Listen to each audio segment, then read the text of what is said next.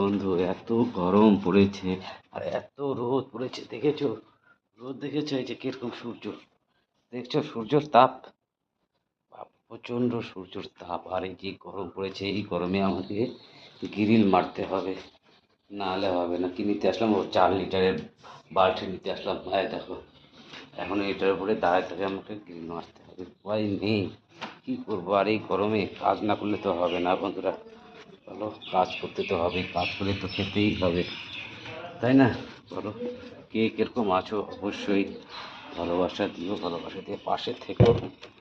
হুম, বুঝেছো? ইউটিউব বন্ধুদেরকে বলছি। হুম, বলো ইউটিউব বন্ধুরা কেমন আছো? সবাই ভালো আছো তো? যে আমি গ্রিল মারবো, এই উঠছি, দেখো, দেখলে আমি উঠলাম। এই যে এখন আমি গ্রিল মারবো বন্ধুরা। ঠিক আছে, ভালো থেকো, সুস্থ থেকো, আবার অবশ্যই দেখা হবে, গল্প হবে।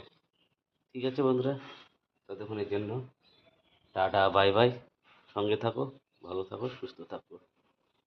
Tata, bye bye.